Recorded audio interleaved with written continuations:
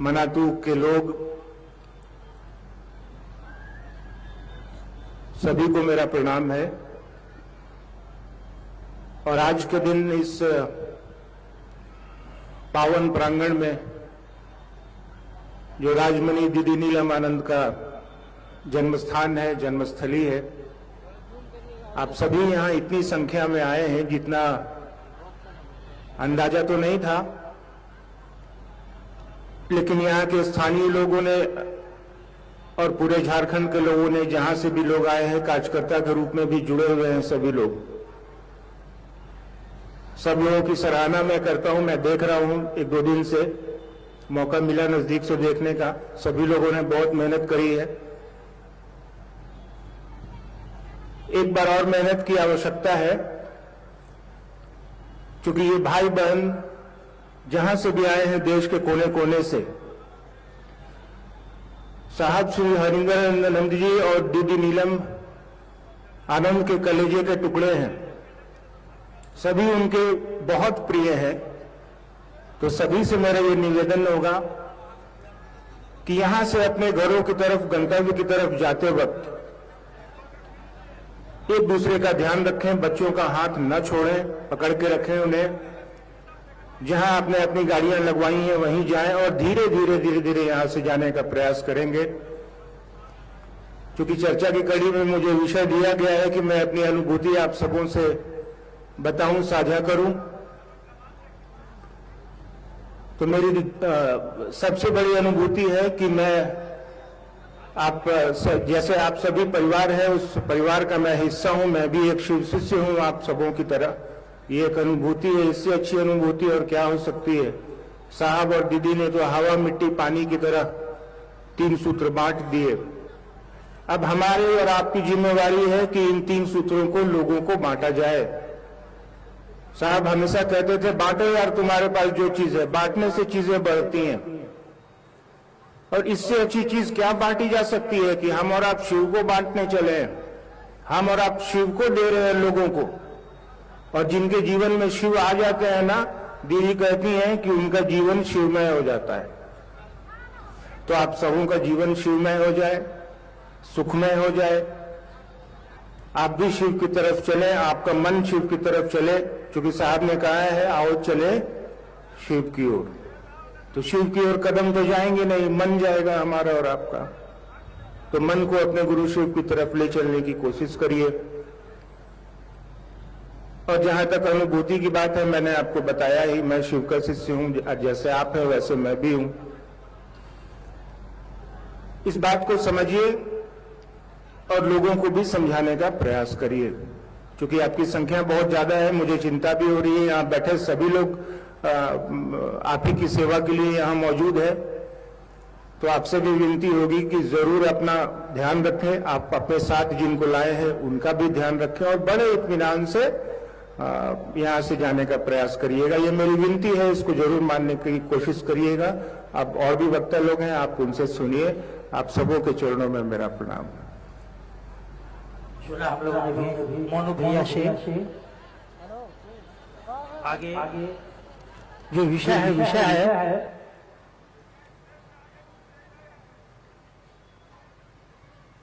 उस विषय से पहले मैं निवेदन करूंगा, भाई यीशु गोस्वामी जो गढ़वा से, भाई यीशु गोस्वामी से निवेदन होगा, एक प्यारा सा भजन अपने गुरु शिव के चरणों में अर्पित करने का कष्ट करेंगे। भाई यीशु गोस्वामी जी गढ़वा से।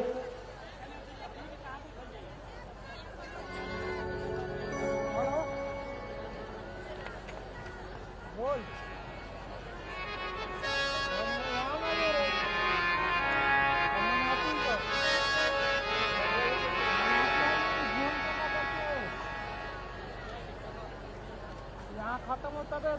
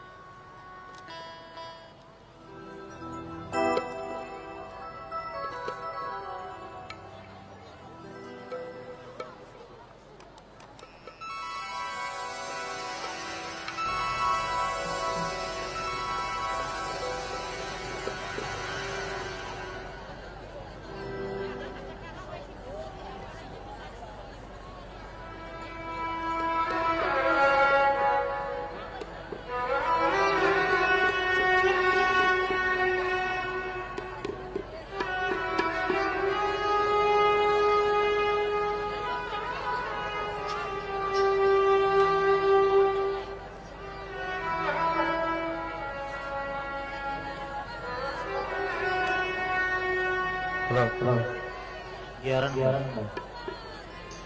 9 नंबर हारमोनियम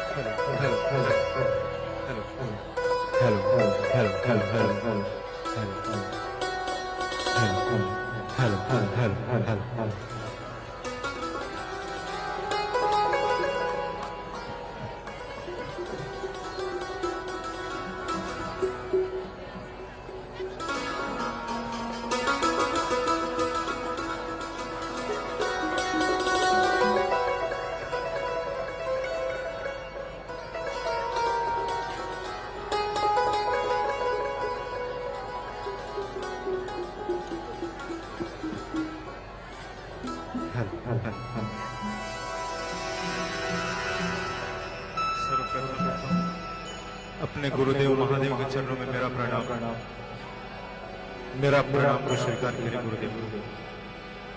साहब हरिंदर के चरणों में प्रणाम मेरे प्रणाम को स्वीकार करें।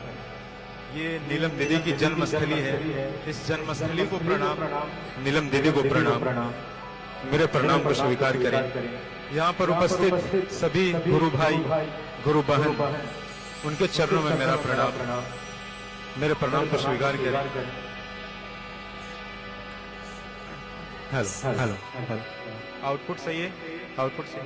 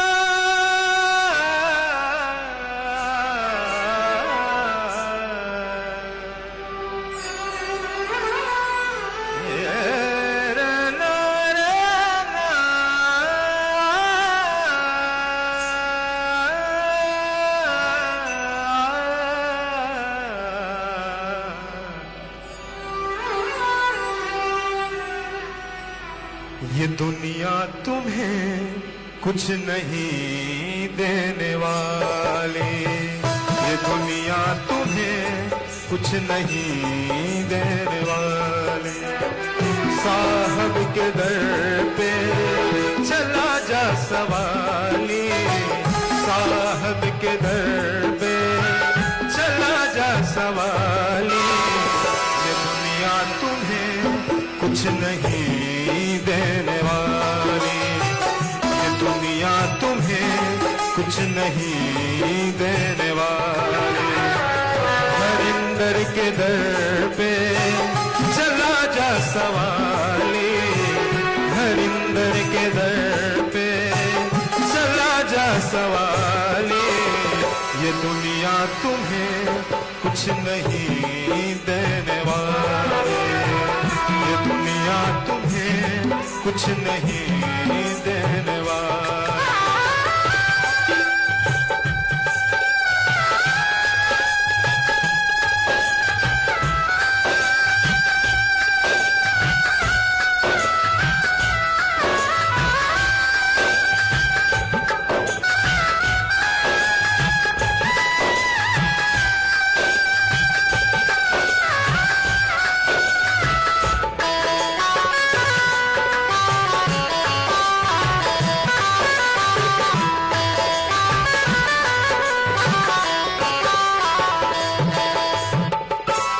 उधर कमो है ताज सारा जमाना, हसी उधर कमो है ताज सारा जमाना। हसी उधर पे दोनों जहां का खजाना, हसी उधर पे दोनों जहां का खजाना। वहां सारी दुनिया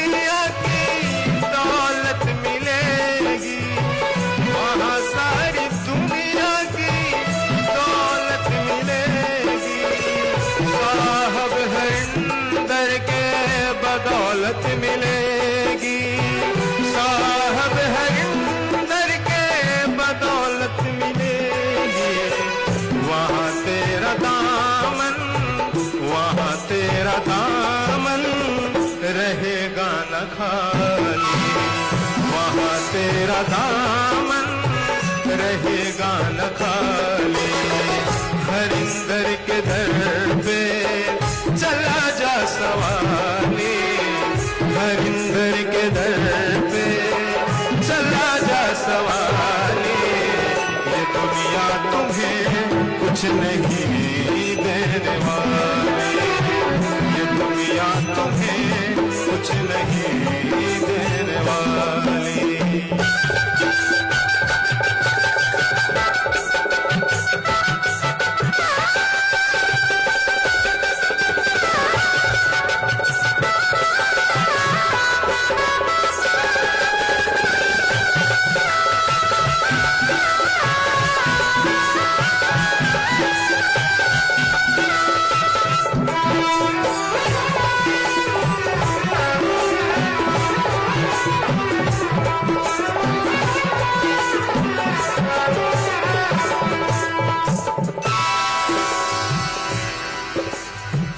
तीन सूत्र को तुमने बताया है, तीन सूत्र को तुमने बताया। दया चर्चा नमन तूने समझाया, दया चर्चा नमन तूने समझाया। तमन्ना है ये है कि हम भी चले, तमन्ना है यह कि हम भी चले। जहाँ तुमने खुद को शिव में समाया, जहाँ तुमने खुद को शिव में समाया। चलो आज कर ले, चलो आज कर ले शिव की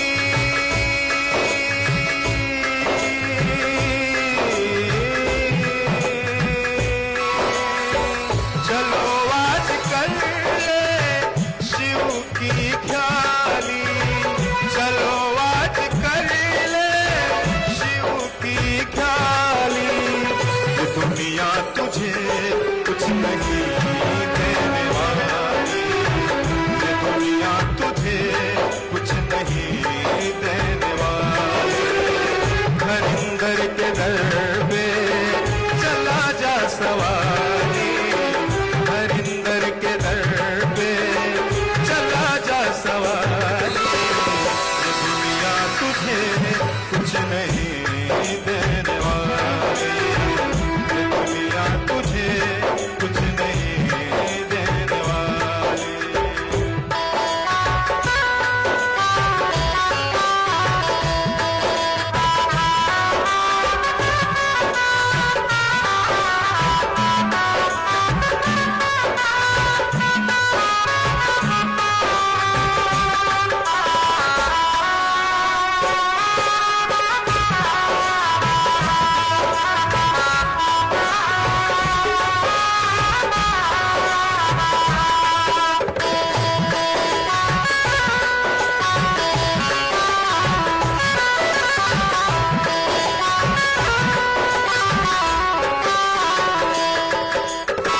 सुनो दुनिया वाले साहब की जुबानी, सुनो दुनिया वाले साहब की जुबानी। शिव जैसा गुरु कोई ना और ना ज्ञानी, शिव जैसा गुरु कोई ना और ना ज्ञानी। आओ हमें सब शिष्य बने,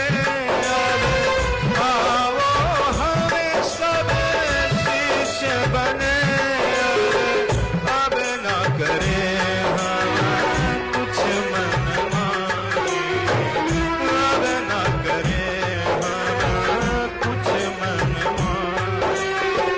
तीन सूत्र है, तीन सूत्र है एक प्रणाली, तीन सूत्र है एक प्रणाली। साहब के दर पे चला जा सवार,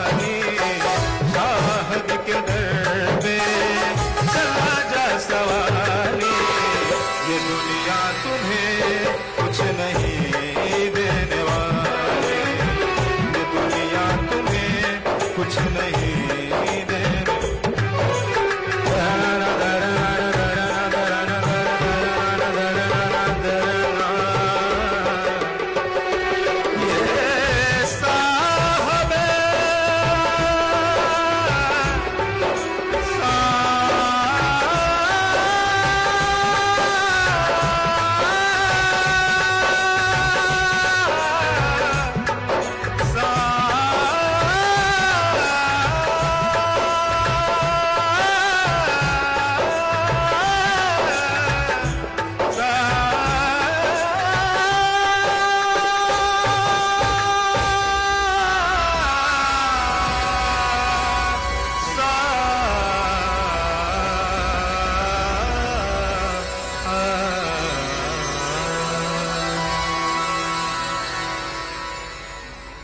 आइए सुना हम लोगों ने भाई ईशु गोस्वामी जी से, ये दुनिया तुम्हें कुछ नहीं देने वाली।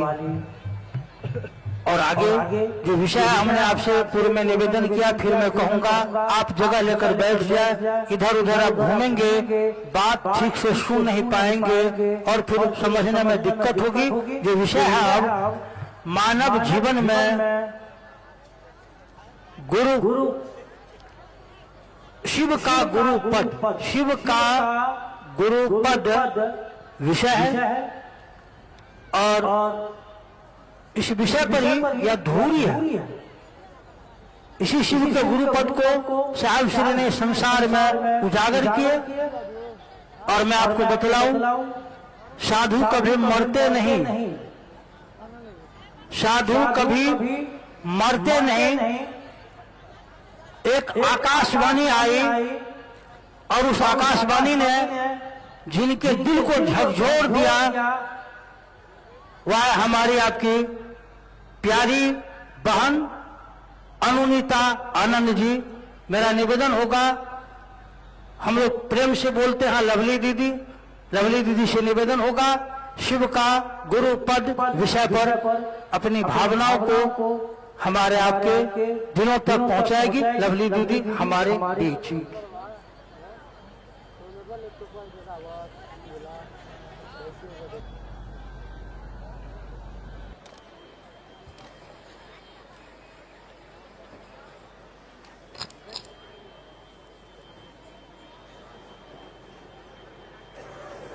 आप सभी को प्रणाम।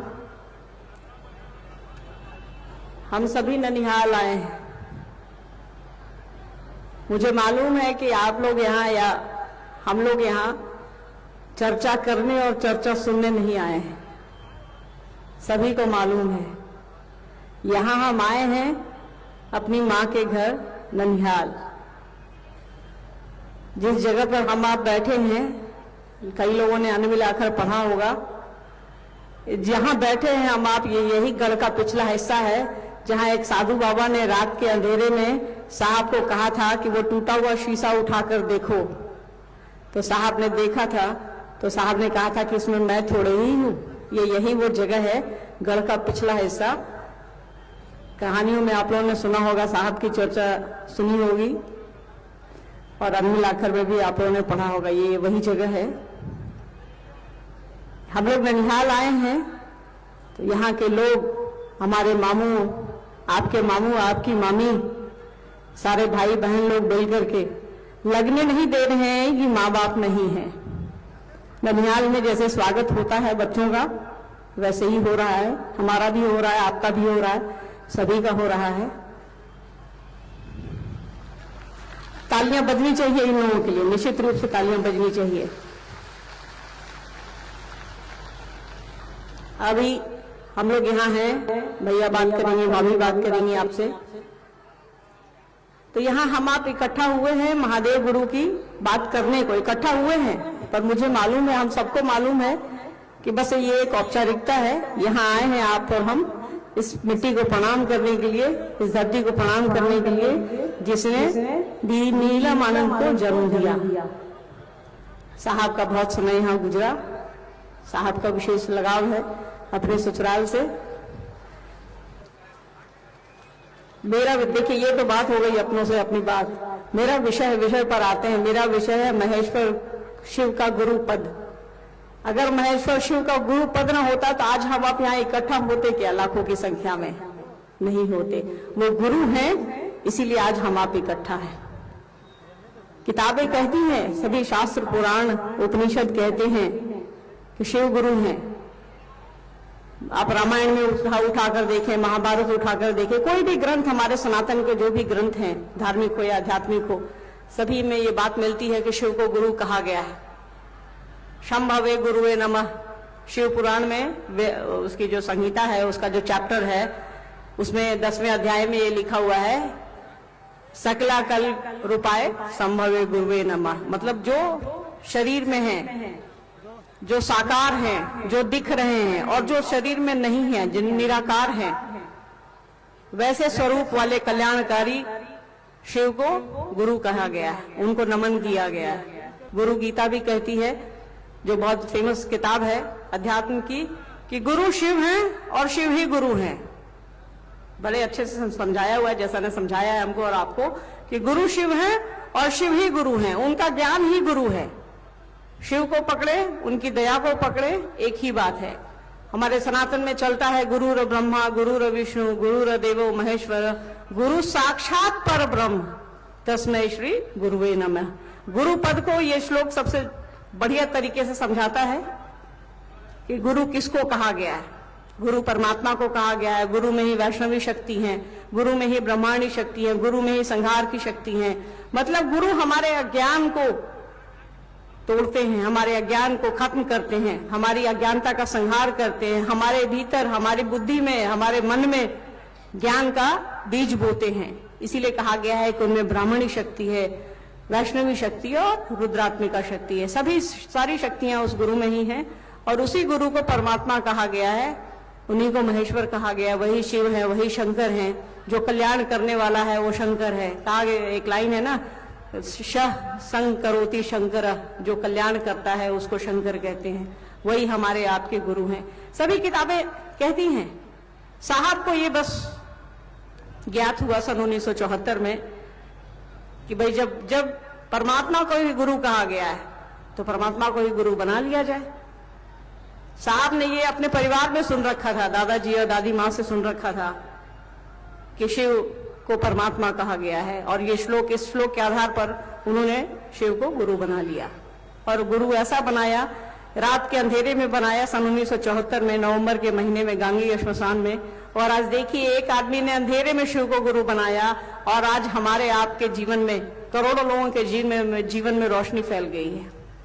तो ये गुरु का पद ही ऐसा है, इनके बिना हम आप कुछ कर ही नहीं सकते हैं। सब कुछ अछूता है, ज्ञान नहीं है तो हम आप कुछ नहीं कर सकते हैं। सारी चीजें ज्ञान से रिलेटेड है। हमको और आपको मोबाइल मिल जाए, कोई अगर नहीं बताए कि ये ऑन कैसे होगा, ऑफ कैसे होगा, नंबर कैसे लगेगा, तो हम आप कुछ नहीं कर सकते हैं। तो ज्ञान गुरु देते हैं। अब ज्ञान किस संदर्भ में हमको और आपको चाहिए, ये थोड़ा समझने की आवश्यकता है कि मोबाइल सीखना है, जगत सीख रहा है, या शिव को सीखना है। उनको बस समझा ही जा सकता, साधा तो जा नहीं सकता। तो उनसे दया पाने के लिए साहब ने हमको और आपको 3 काम बताया कि शिव का गुरु पद तभी परिभाषित होगा जब उनके शिष्य होंगे। साहब की बात याद रखिए, दीदी माँ की बात याद रखिए। उन्होंने कहा है कि इतना अच्छा गुरु है, उसका चेला ही नहीं है। साहब ने जब शिव को गुरु बनाया, चमत्कार सीखने के लिए बनाया, उन्होंने कहा महादेव से कि मैं जानता हूं कि आप मुझे चमत्कार नहीं सिखाएंगे, फिर भी मैं आपको छोड़कर नहीं जाऊंगा। तो जब गुरु बढ़िया मिलेगा तो वो चेला को ढूंढ लेगा। साहब ने लिखा शिष्यानुभूति में, गुरु शिष्य की तलाश करते हैं। गुरु बढ़िया होगा, चेला ढूंढ लेगा उसको। चेला को गुरु ढूंढने की जरूरत नहीं है, खुद ही गुरु ढूंढ लेते हैं। तो इस पद की सार्थकता ही यही है कि हम आप हों। कोई माँ है तो उस शब्द की सार्थकता यही है कि उसके बच्चे हैं, वो किसी से प्रेम करती है, कोई उसकी संतान है। तो वैसे ही गुरु शब्द ही ऐसा है जिसका अर्थ है कि चेला है, शिष्य है। कोई डॉक्टर है मतलब मरीज है, रोगी है। तो ये समझना होगा कि अगर गुरु का पद है मतलब चेला है उसका। तो सनातन से ही चला आ रहा है शिव गुरु का पद। उनको विश्व गुरु कहा गया, गुरुओं का गुरु कहा गया, गुराधिपति कहा गया, सब गुरुओं का अधिपति कहा गया। तो उनके शिष्य बनने की बस प्रक्रिया चल रही है। किसी ने बताया नहीं हमको और आपको। ये तो साहब और दीदी हैं जो इस धरती पर आए और उन्होंने कहा शिव को गुरु बनाइए, इसके लिए उन्होंने 3 सूत्र दिए। तो इस शब्द को परिभाषित करने के लिए, इस शब्द को पकड़ने के लिए ही, इस भाव को पकड़ने के लिए उन्होंने 3 सूत्र दिया है हमको और आपको। 3 सूत्र नहीं होता तो गुरु शिव हैं ये मात्र किताबों में रह जाता। साहब ने हमको और आपको तरीका बताया कि कैसे शिव को गुरु बनाया जाए, कैसे इस शब्द को, गुरु शब्द को परिभाषित किया जाए। चेला होगा तभी कोई गुरु है, शिष्य होगा तभी कोई गुरु है।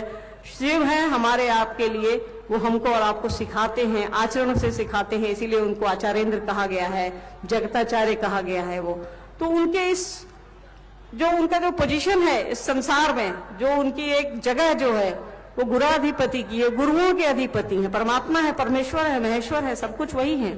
इसके साथ साथ वो गुरु भी हैं। रामायण में कहा गया है कि गुरु कैसा हो तो शंकर जैसा हो, शंकर रूपिणो, मतलब जो पहले से है उसी से आप तुलना कर सकते हैं। हम आप एक दूसरे की खूबसूरती की तुलना करते हैं ना चांद से, कहते हैं ना कि परसों धूप बहुत अच्छी निकली थी, ये नहीं कहते कि आगे 2 दिन बाद धूप बहुत अच्छी निकलेगी।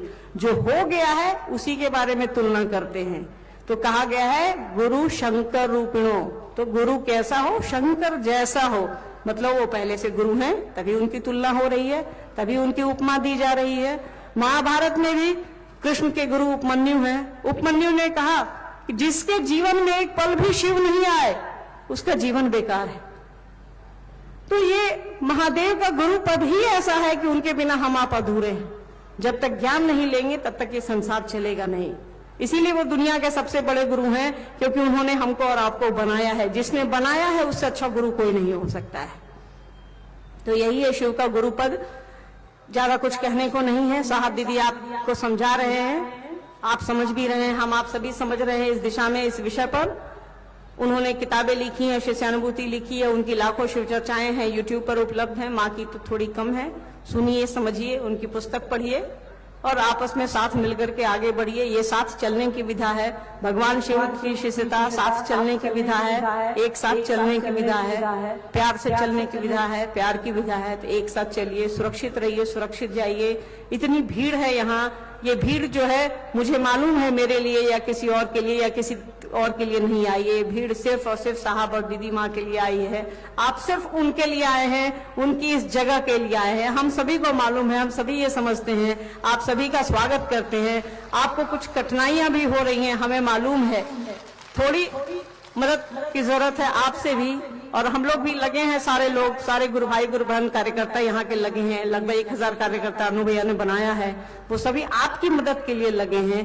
तो सुरक्षित जाइए, अच्छे से घर पहुंचिए। आपका सुरक्षित घर पहुंचना हम सभी की जिम्मेदारी है। तो जब तक आप सुरक्षित घर नहीं पहुंचेंगे, हम सभी की जिम्मेदारी पूरी तरह से वहन नहीं होगी। अभी आएंगी भैया, बात करेंगे आपसे, भाभी बात करेंगी। आप सभी के चरणों में मेरा प्रणाम। सुना हम लोगों ने लवली दीदी से शिव का गुरु पद और बहुत सारी बातें। मैं जो अगला विषय है, अगला विषय आप भी बोलते हैं कि अरे अब तो हमारा संसार का सारा संबंध छूटता जा रहा है। जो मेरे गुरु भाई हैं, मेरे गुरु बहन हैं, वही मेरे अपने हैं। विषय है अपनों से अपनी बात, अपनों से अपनी बात। और इस विषय पर मैं प्रार्थना करना चाहूंगा।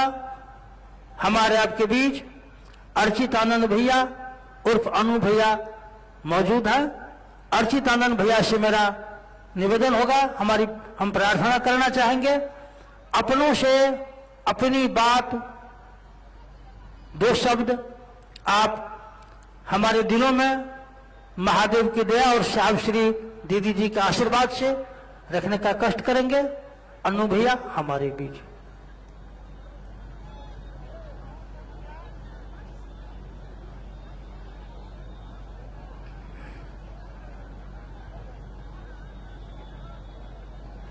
हमारे गुरु महादेव साहब, दीदी और मनाथू के इस पवित्र प्रांगण में बैठे तमाम गुरु भाई गुरु बहन को मेरा प्रणाम है।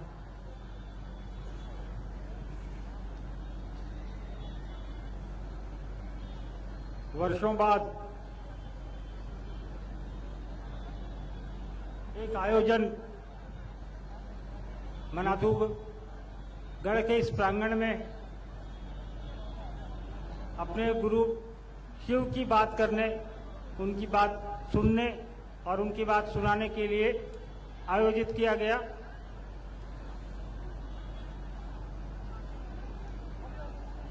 हमारी आपकी माँ दीदी नीलम आनंद की यह जन्मस्थली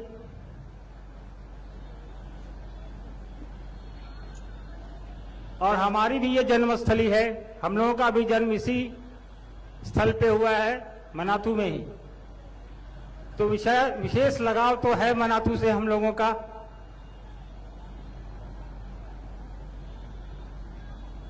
और माँ तो माँ होती हैं। ये अलग बात है कि दीदी नीलम के शरीर से हमने जन्म लिया है, लेकिन दीदी नीलम ने आपके हमारे जैसे करोड़ों बच्चे इस देश में खड़े कर दिए हैं अपने शिव गुरु के नाम के लिए। हमको आपको जो प्रेम, जो स्नेह, जो दिशा उन्होंने एक माँ की तरह दिया, आज उसका नतीजा पूरी दुनिया में दिखाई दे रहा है। हमने बचपन से देखा उनको कि गुरु भाइयों में, गुरु बहनों में जो भी उनके पास आया, जो भी उनसे मिला, उसको भी उतना ही स्नेह मिला जितना हम लोगों को मिलता था। उन्होंने ये बगिया जो सींची है शिव शिष्यों की, साहब श्री हरिंद्रानंद जी के कदम से कदम मिलाकर, उन दिनों भी हम लोगों ने देखा है जब उंगली पे गिने चुने शिव शिष्य हुआ करते थे। साहब और दीदी घंटों लोगों को समझाते थे, अपना खिलाते थे, अपनी गाड़ी पे बुलाते थे, अपनी गाड़ी से उनको घर भी पहुंचाते थे, इस उम्मीद में कि यह व्यक्ति शिव को अपना गुरु बना लेगा। और ये एक दिन का काम नहीं था उनका, प्रतिदिन दीदी नीलम आनंद की जन्मभूमि पर आप बैठे हैं। उनकी पृष्ठभूमि, उनका पूर्व का किसी को बताने की जरूरत नहीं है कि वो किस घर से आती थी, किसी चीज की दिक्कत नहीं, किस घर में ब्याही गई थी, वहां भी किसी चीज की दिक्कत नहीं। साहब खुद एक अधिकारी, उसके बावजूद साहब और दीदी ने शिव की शिष्टता को हर एक दिल में उतारने के लिए हमारे आपके बीच मेहनत की। शिव का गुरु स्वरूप स्थापित हो जाए हमारे आपके दिलों में, हमारे आपके जेहन में, उसके लिए काम किया।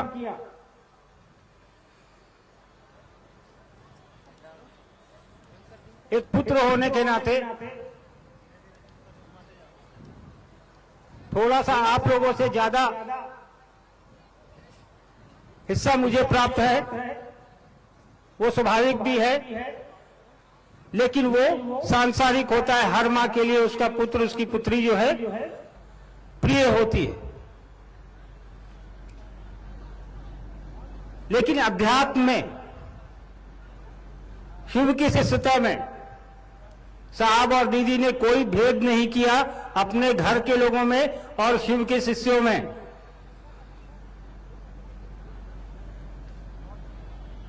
और एक मां की यही असलियत होती है कि उसके लिए बच्चे सभी समान होते हैं, जो उसके शरीर से निकले हैं वो भी, जिसको वो अपना बच्चा मानती है वो भी। एक छोटा सा किस्सा सुनाता हूं मैं आप लोगों को। मधेपुरा में साहब मजिस्ट्रेट हुआ करते थे। ये किस्सा मैंने एक दो जगह और सुनाया है। इस कहानी को सुनाने के पीछे एक मेरा मतलब है कि आप लोग को समझिएगा इसके मर्म को कि मैं क्यों बता रहा हूं। एक मां का दर्द क्या होता है या एक मां का एहसास क्या होता है बच्चों के लिए। यहां मोनू लवली भी बैठे हैं। तो शाम में एक शिक्षक आया करते थे पढ़ाने हम लोगों को, नाम नहीं बताऊंगा क्योंकि वो शिक्षक अभी शरीर में हैं। तो साहब प्रतिदिन की तरह अपने कार्यालय से आए और ड्राइंग रूम एक लंबा सा था, वहां पे साहब और दीदी शिव चर्चा में लोगों के साथ बैठ गए। वो शिक्षक जो थे उनका पढ़ाने का समय हुआ, वो आए और हम लोग तीनों को एक साथ ही पढ़ाते थे वो। तो उस दिन मेरा मन नहीं था, हमने कहा कि आज पढ़ने की इच्छा नहीं है, क्या करें कि शिक्षक महोदय यहां से चले जाएं बिना पढ़ाए। तो दिमाग में कुछ खुराफात मेरे आया कि कैसे शिक्षक महोदय को यहां से निकाला जाए, आज छुट्टी मिल जाए। तभी मुझे ध्यान आया कि साहब के पूजा रूम में एक सांप रखा हुआ है। लवली को याद होगा, वो अभी भी है सांप, वो काला वाला। और वो सांप जो है वो बिल्कुल असली सांप की तरह दिखता था, वो आज भी है, रांची में रखा हुआ है पूजा घर में वो सांप। तो मैं गया चुपके से पूजा रूम में, वो सांप उठा ले आया और गेट के पीछे से उस कमरे में घुसा दिया। तो शिक्षक महोदय को पहले सांप दिखाई दे गया, इतना जोर से चिल्लाए कि सांप तो क्या डरेगा, लकड़ी का था, हम डर गए। हमने सांप जल्दी में उठाया, वापस पूजा रूम में रखा और वापस आके पूछा क्या हुआ सर। तो बोले भागो भागो वहां सांप है। लेकिन सर इतनी जोर से चिल्लाए थे कि बगल के कमरे में जहां साहब दीदी शिव चर्चा कर रहे थे गुरु भाई बहनों के साथ, सारे लोग दौड़ के चले आए कि कहां है सांप। तो सांप रहे तब तो मिले, सांप तो पूजा रूम में था। साहब समझ गए कि शैतानी इन्हीं की है, क्योंकि मैं ही सबसे किनारे बैठा था। तो साहब ने कुछ किया नहीं, एक थप्पड़ मुझे लगाया। उसके बाद कहा कि इसी का काम है। खैर थप्पड़ लगने का दुख तो नहीं था, लेकिन उसके बाद मास्टर की पढ़ाई से छुट्टी मिल गई, इसकी खुशी जरूर थी। मास्टर साहब तो चले गए कि आज नहीं पढ़ाएंगे, डर गए थे। माँ वहीं खड़ी रह गई, साहब भी अपना चर्चा में वापस चले गए। इसके बाद देखिए एक माँ का दर्द, थप्पड़ उसके बेटे को लगा था, वो कह क्या रही है। और गुरु भाई जो खड़े थे उनसे कि बताइए लकड़ी के सांप से कोई डरता है, मेरे बच्चे को पिटवा दिया। उसको ये नहीं लग रहा है कि मास्टर डर गया, बच्चा मार खाया, गलती भी किया है, लेकिन उसको लग रहा है बच्चा मास्टर डरा क्या, लकड़ी के सांप से कोई डरता है। तो एक देखिए एक माँ का दर्द ये होता है।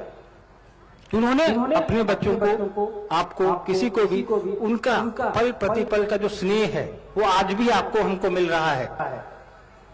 जब दिल्ली एम्स में भर्ती थी वो, बगल में उनके पेशेंट आते थे नए नए, वो ठीक होकर जाते थे, उनको वो शिव चर्चा सुनाती, उनको ठीक होने का आशीर्वाद देती। साहब कहते भी थे तुम ये क्या करती हो, उसका कष्ट तुमको लेना पड़ेगा। खुद इनकी दोनों किडनियां फेल थी, लेकिन दूसरे को आशीर्वाद देती थी उसी एम्स में कि तुम ठीक हो जाओगे।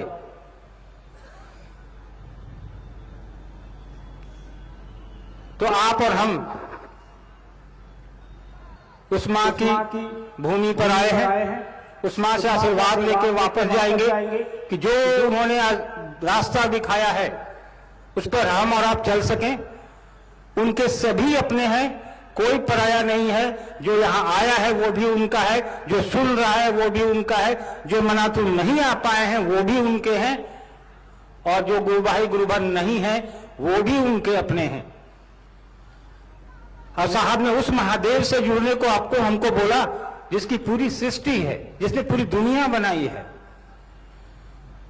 तो महादेव के तो सभी अपने हैं, तो शिव के शिष्यों के भी सभी अपने ही होंगे। शिव का शिष्य कभी भेद नहीं कर सकता, कभी किसी को अपने से दूर या अलग करने की नहीं सोच सकता। वैसे भी शिष्य का मतलब ये होता है अनुशासन में रहने वाला। आप और हम महादेव के शिष्य हैं। अनुशासन में रहना हमको आपको सिखाया है साहब दीदी ने। इतनी बड़ी संख्या में आप और हम यहां मौजूद हैं। पलामू जिले के सक्रिय लोग अन्य भी जिलों से कार्यकर्ता स्वयंसेवक गुरु भाई गुरु बहन यहाँ पिछले 4 दिनों से लगे हैं। हमारे मामा लोग ने लगातार कोशिश की है कि आप लोगों की मदद कर सके, बेहतर व्यवस्था दे सके, लेकिन छोटी जगह है, कुछ त्रुटियां रही होंगी, तो ये आपका भी घर है, इसे उन त्रुटियों को नजरअंदाज करिए। हम और आप शिव के शिष्य हैं, अपने साहब के बताए रास्ते पर चलने वाले लोग हैं।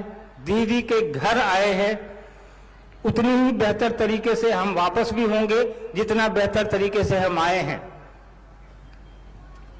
वापस जाने के लिए आपके पास सुविधाएं हैं, जैसे आप आए हैं वैसे ही जाएंगे, लेकिन हम आप लोगों से अनुरोध करेंगे कि जो लोग बाहर हैं वो धीरे धीरे निकलेंगे, अंदर बैठे लोग अपनी जगह बैठे रहेंगे। जब कार्यक्रम समाप्त होने के बाद भी भजन चलता रहेगा, धीरे धीरे लोग अपने आगे वाले को जाने देंगे। पहले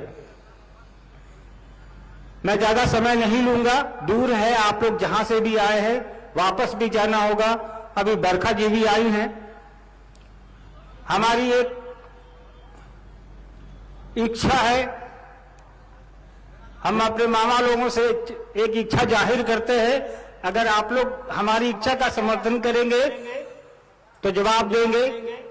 हम चाहते हैं, या पूरा परिवार हमारा चाहता है कि मनातू में दीदी की स्मृति में एक भवन बने। मामा लोग से कहते हैं कि थोड़ा जमीन हम लोग को दे दें, ताकि हम लोग दीदी की स्मृति में एक यहाँ भवन बना सके। बहुत लोग दर्शनार्थ यहाँ आते हैं तो उनकी सुविधा भी हो जाएगी। स्मृति में भवन भी बन जाएगा, कुछ लोगों को आराम भी मिल जाएगा।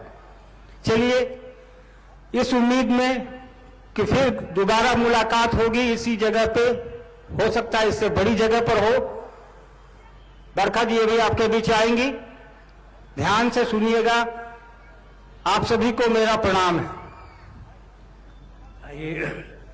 अपनों से अपनी बात और इस अपनों से अपनी बात में एक भांजा का मामा से मांग हो और मामा अस्वीकार कर दे, कतई संभव नहीं है। मामा को तो स्वीकार है ही, हम लोगों को भी यह संकल्प लेना होगा कि यहाँ हम लोग दीदी जी का एक स्मृति भवन बनाएंगे। आइए, हमारे आपके बीच बरखा दीदी आएगी, उससे पहले एक भजन आप लोग सुनना ही चाहेंगे।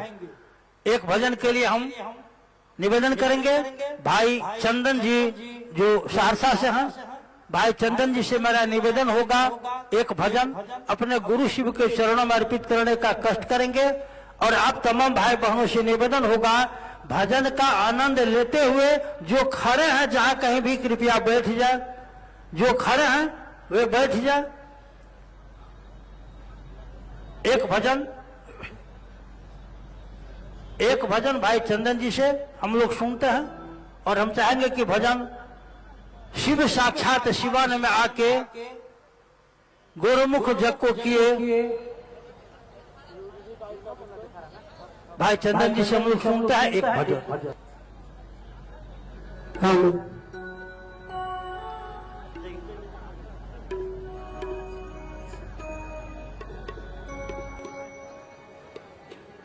हेलो हेलो हेलो,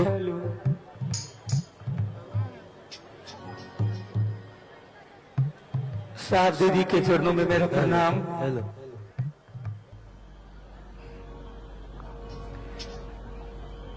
आज जो ये जन सैलाब है, इस जन सैलाब को देख के मन में एक भावना, एक पंक्ति,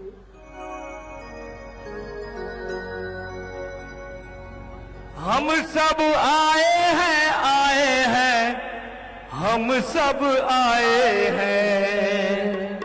कहाँ आए हैं? अपने अपने ननिहाल, आके हो गए निहाल, हम सब आए हैं। आइए, प्यारा सा भजन।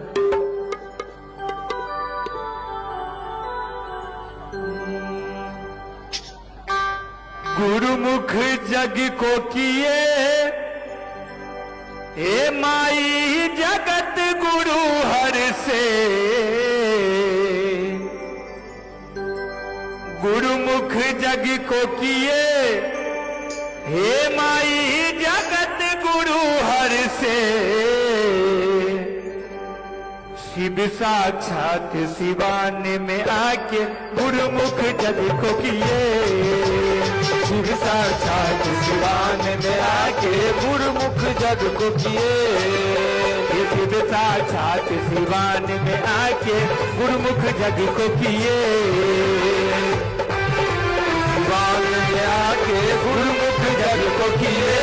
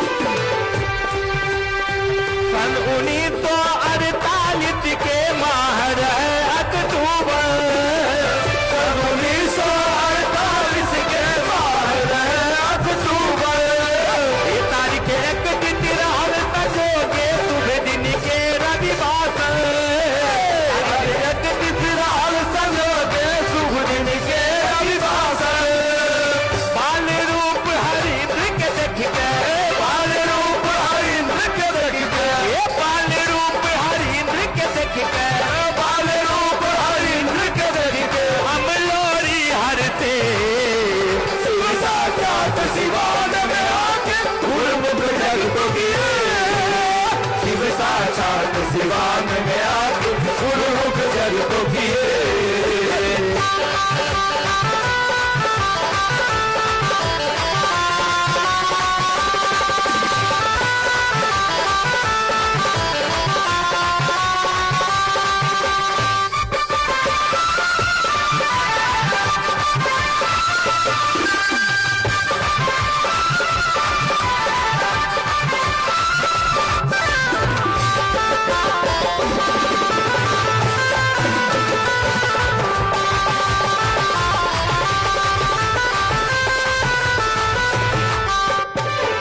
और साहब के माता जी का नाम क्या है, थोड़ा गौर करेंगे।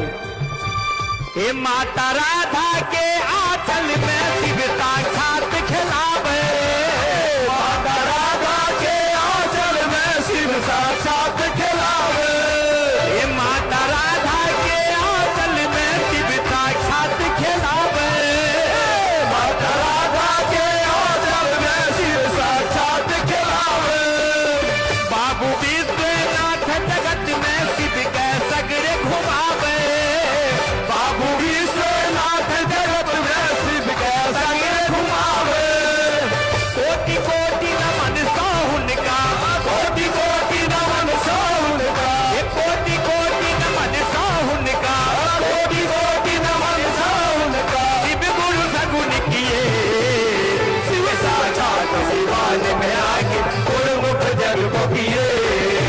शिव साक्षात सिवान में आके गुरुमुख जग को किए।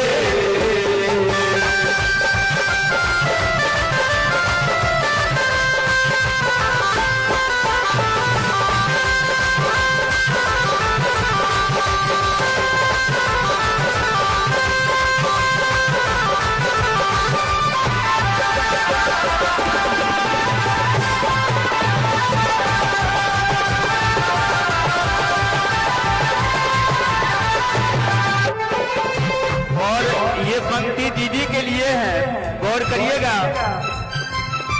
दीदी जिस दिन जन्म ली थी उस दिन नाग पंचमी था। नाग पंचमी दीदी जी एस्टेट मना तू प्रगटे। नाग पंचमी दीदी जी एस्टेट मना तू प्रगटे। नाग पंचमी दीदी जी एस्टेट मना तू प्रगटे। नाग पंचमी दीदी जी एस्टेट मना तू प्रगटे।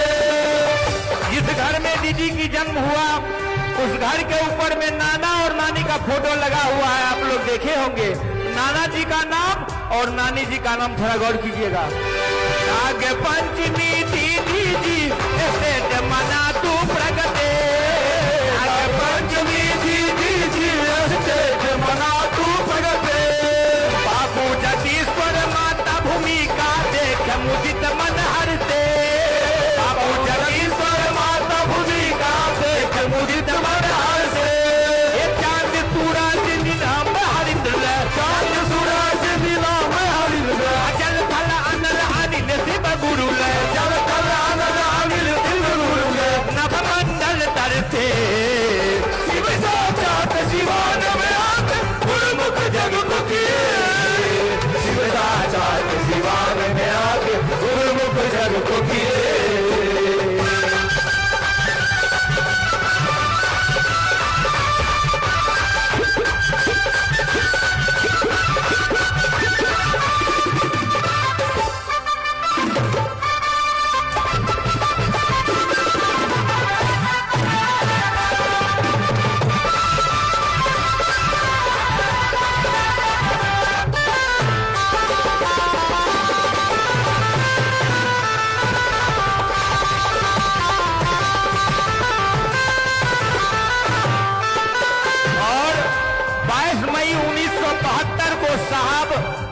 और दीदी एक संग हुई है।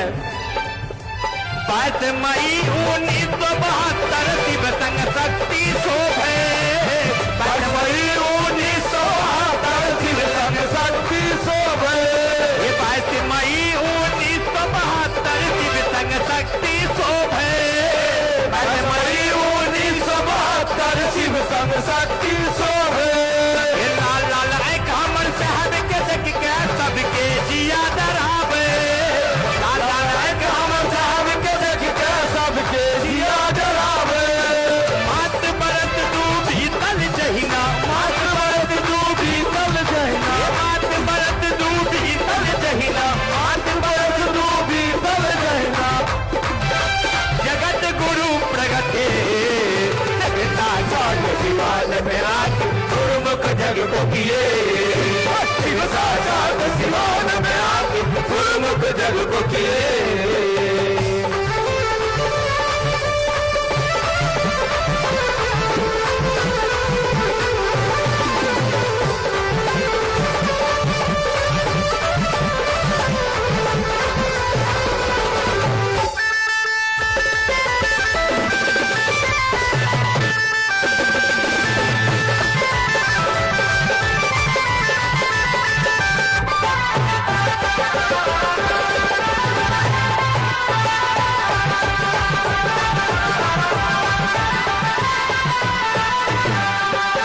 सन 1974 आरा समतान बुलावे, सन 1974 आरा समतान बुलावे।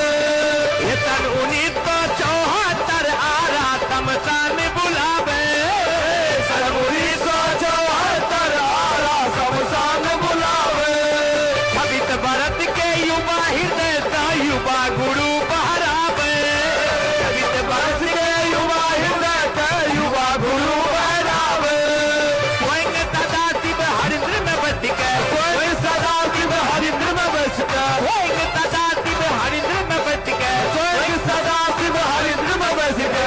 अपने से जोड़े शिव साक्षात शिवान में आके गुरुमुख जग को किए, शिव साक्षात शिवान में आके गुरुमुख जग को किए।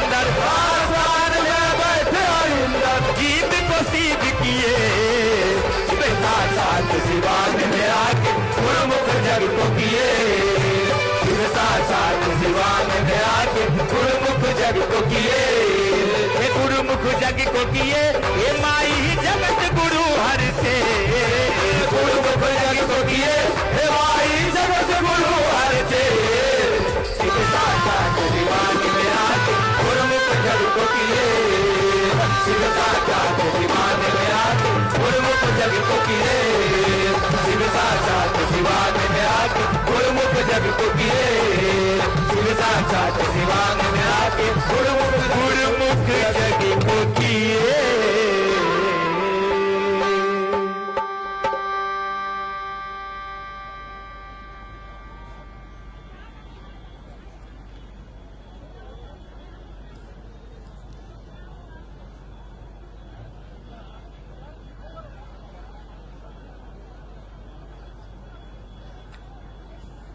हेलो हेलो मैं टेस्टिंग हेलो।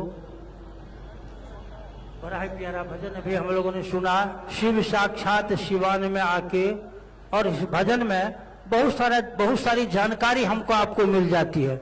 आइए इस कार्यक्रम में बड़ी दूर दूर से, जैसा कि भी हमारे आपके मन में भी यही भावना है, हम जा रहे हैं अपने ननिहाल, आए हैं ननिहाल, लेकिन एक हम लोगों को मुद्दा मिला कि शिव गुरु महोत्सव है, उसमें भाग लेंगे।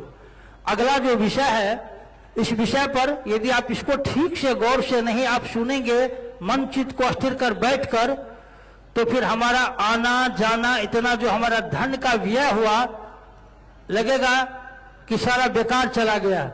इसीलिए आप तमाम भाई बहनों से मेरा निवेदन और प्रार्थना होगा, आप बैठ जाए। हमने पहले भी निवेदन किया, भजन होते होते हम लोग चैन से बैठ जाए।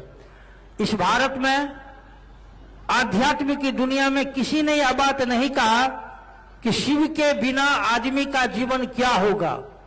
यह बात भी किसी ने नहीं कहा कि यदि कोई व्यक्ति शिव के साथ चलेगा, शिव के साथ चलने का संकल्प लेगा, निर्णय लेगा, तो उस व्यक्ति के जीवन की क्या दशा होगी, क्या दिशा होगी। यह बात इस ब्रह्मांड में पहला व्यक्ति जिन्होंने कहा है, जिनका नाम है साहब श्री हरिंद्रानंद जी, एक शिव शिष्य के रूप में उन्होंने पूरी दुनिया को यह संवाद दिया, आओ चले शिव की ओर, आओ चले शिव की ओर। इसी विषय पर मैं निवेदन करूंगा, प्रार्थना करूंगा। हमारे आपके बीच दीदी बरखा आनंद जी मौजूद हैं। इस विषय पर बरखा दीदी आओ चले शिव की ओर विषय पर अपने दिल के उद्गार को हमारे आपके बीच परोसने का काम करेगी। दीदी बरखा हमारे आपके बीच।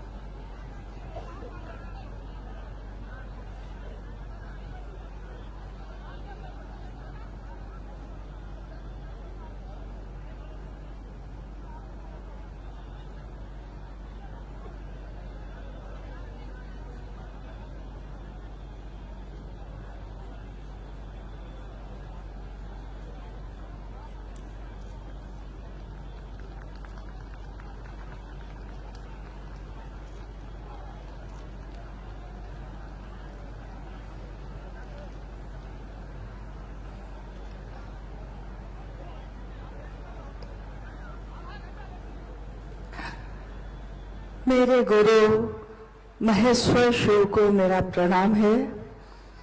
इस कालखंड के प्रथम शिव के शिष्य, हम सबों के परम आदरणीय वर्ण गुरु भ्राता साहब श्री के चरणों में मेरा प्रणाम है। शक्ति स्वरूपा मां नीलम आनंद जी के चरणों में मेरा प्रणाम है। और मनातू की इस पावन भूमि पर, मां नीलम आनंद जी की जन्म स्थली पर उपस्थित आप सभी गुरु भाई गुरु बहन और इस पावन भूमि को भी मेरा प्रणाम है। हम सबका परम सौभाग्य है कि आज 18 जनवरी 2026 का ये शिव गुरु महोत्सव साक्षी बन रहा है। असंख्य गुरु भाई गुरु बहनों का, शिव शिष्यों के इस सैलाब का मां नीलम आनंद जी और साहब श्री ने जो चाहा उसका मूर्त रूप होकर जो उतरा है इस धरा पर, उच्च शिव शिष्यता का शिव गुरु महोत्सव जो यहां आयोजित हुआ है, वर्ष 2012 के बाद, इतने वर्षों के बाद आज यहां पुनः सभी गुरु भाई गुरु बहन एक साथ इकट्ठे हुए हैं और सबके मन में एक ही मनसा है कि इस भूमि का स्पर्श कर ले जो इतनी पावन है, जिसने शक्ति स्वरूपा मां भगवती स्वरूपा दीदी नीलम आनंद जी का जन्म स्थान होना स्वीकारा है। और आप जानते हैं कि जब नाग पंचमी के दिन 27 जुलाई 1952 को दीदी नीलम आनंद जी का जन्म इस स्थान पे हुआ था, तो ये घटना है कि उस दिन उस बिस्तर के नीचे असंख्य सांप के बच्चे गुच्छे में लिपटे हुए पाए गए थे और सबको वहां से उठवाकर सुरक्षित बाहर जंगल में रखा गया। परंतु आज भी अचरज है इस बात का कि इतने सांप के बच्चे एक साथ उस बिस्तर के नीचे कहां से आए, कैसे आए, कोई नहीं जानता। मनातू की यह धरती मां नीलम आनंद की जन्मस्थली के साथ साथ इस बात की साक्षी भी है कि उसने साहब और दीदी के परिणय सूत्र का भी दर्शन किया। यानी 22 मई सन 1972 को इसी स्थान, इसी धरती पे साहब और दीदी का विवाह भी संपन्न हुआ। तो मनातू दोनों अर्थों में बहुत ही महत्वपूर्ण है, एक जहां जन्म हुआ और दूसरा जहां उनका विवाह भी हुआ, जहां साहब दूल्हा बनकर आए और हमारी मां दुल्हन बनी, जहां शक्ति और शिव का मिलन हुआ, वो ये स्थान है। और आज हम सभी उस स्थान पे बैठे हैं और मेरी अनुभूति है ये कि जब से हम लोग आए हैं मनातू में, लगता है जैसे कि हर जगह आगे आगे साहब और दीदी ही चल रहे हैं और हम सब उनके पीछे पीछे उनकी संतान, जिसको उस कोख ने शरीर से जन्म नहीं दिया परंतु अपने मन में जन्म दिया। मां नीलम, राजमणि नीलम आनंद जी ने लाखों राजमणि नीलम को पैदा किया। अभी आपने भजन में सुना कि मवार जगदीश्वर जीत सिंह जी और भूमिका देवी की पुत्री राजमणि नीलम जी के बारे में। उन्होंने एक राजमणि नीलम का जन्म देने का श्रेय प्राप्त किया, परंतु उस राजमणि नीलम ने असंख्य लोगों को अपने स्वरूप बनाकर इस धरती के कोने कोने में भेजा, जहां गली गली में आज शिव की चर्चा हो रही है। ऐसी लागी लगन कि मां हो गई मगन, वो तो गली गली हरि गुण गाने लगी। महलों में पली 7 आंगन का ये घर, जिसमें सारी सुख सुविधाएं थी, जिसमें उनका जीवन विचरण कर रहा था। महलों में पली बन के जोगन चली, वो तो शिव की दीवानी कहाने लगी। ऐसी लागी लगन और साहब के साथ कदम से कदम मिलाकर शिव की शिष्यता में वो चल रही है। शिव की शिष्यता इतनी पावन है, इतनी पावन है, जिसमें शिव के गुरु स्वरूप के बारे में हमारे साहब श्री ने कहा कि शिव गुरु हैं। और ये कौन शिव है? वो शिव चारों दिशाएं जिसका वस्त्र हो, 27 नक्षत्रों पे नाचता ये काल, जिनके नियंत्रण में हो, वो शिव जो नटराज है, जो महाकाल है, जो महामृत्युंजय है, जो महाकालेश्वर हैं, जो महाकपालेश्वर हैं, जो महाऔढ़ेश्वर हैं, जो उमा के पति भी हैं, जो भोला भी हैं और जो न जाने क्या क्या हैं, परंतु वो महादेव मेरे आपके गुरु भी हैं। शिव का गुरु पद ये बताता है कि मनुष्य की शारीरिक शक्ति से बलशाली होती है उसकी मानसिक शक्ति, और उसकी मानसिक शक्ति से भी बलशाली होती है उसकी आध्यात्मिक शक्ति। इसी इंसान के शरीर में अगर कोई आध्यात्म से जुड़ाव करता है तो वो एक पत्थर भी अगर तबीयत से उछालता है तो उसमें आसमान में भी सुराख होने की बिसात है, उसमें आसमान में भी सुराख हो सकता है। इंसान की इच्छा में इतना बल है, इतना बल है, इतना बल है। जिस धरती पे आज ये शिव गुरु महोत्सव हो रहा है, आपने अनमिल आखर में ये पढ़ा होगा जिसमें साहब के जीवन की घटनाओं को लिखा गया है। उसमें लिखा गया है कि मनातू बंगला के, मनातू का जो ये घर है जो आज खंडहर बन गया है, परंतु आज भी उसके कुछ अवशेष शेष हैं और कुछ घर भी बने हुए हैं जिसमें माँ के भाई भाभी, उनके भतीजे भतीजी, बहन बहनोई, सभी लोगों का आना जाना, पूरे लौकिक परिवार का आना जाना लगा रहता है।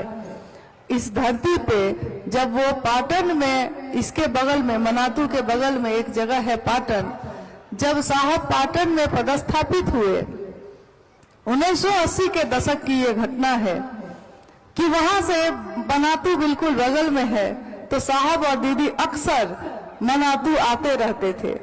पाटन एक ऐसी जगह है जो पलामू में ही है और मनातू से कुछ ही दूरी पे है। साहब और दीदी के जीवन के बहुत सारी चमत्कारिक घटनाएं यहाँ हुई और उसी दरमियान एक घटना होती है। साहब ने 1974 में शिव को अपना गुरु बनाया। 1980 का दशक चल रहा है। पाटन में वो बीडीओ बनकर पदस्थापित हैं।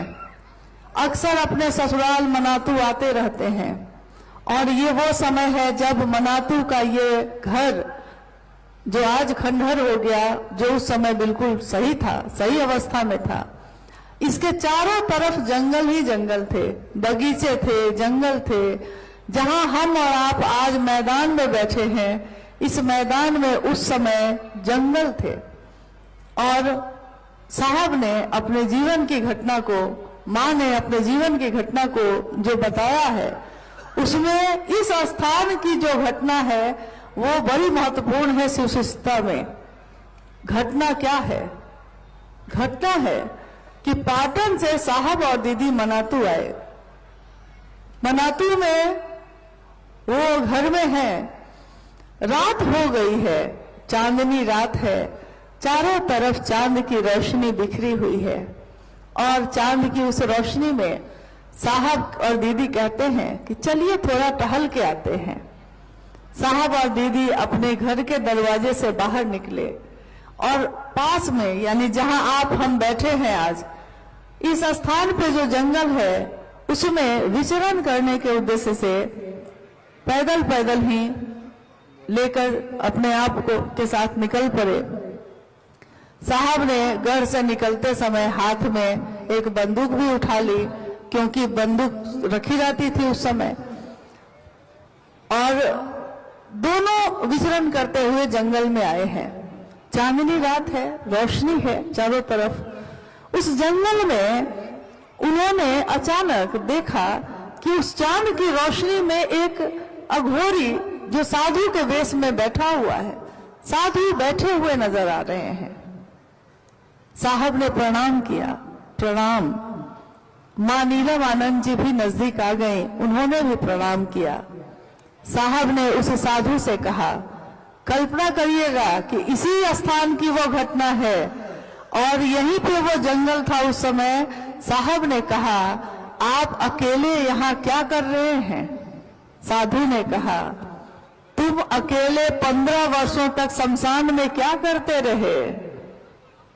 साहब ने जैसे ही ये बात सुनी, वो समझ गए कि कोई सिद्ध पुरुष है। तो साहब ने कहा कि मैं तो आपसे इसलिए पूछ रहा था कि आप अकेले बैठे हैं, लेकिन मैं तो शमशान में साधना करता रहा और मैंने शिव को गुरु बनाया। उस साधु ने फिर से पूछा साहब से कि शिव की तो पूजा करते हैं सारे लोग, तो बताओ तुम शिव को गुरु क्यों मानते हो? लोग शिव को गुरु क्यों माने? लगभग 10-15 मिनट तक साहब शिव के गुरु स्वरूप की चर्चा उस साधु से करते रहे। फिर साधु ने कहा, बड़ा अच्छा बोलते हो।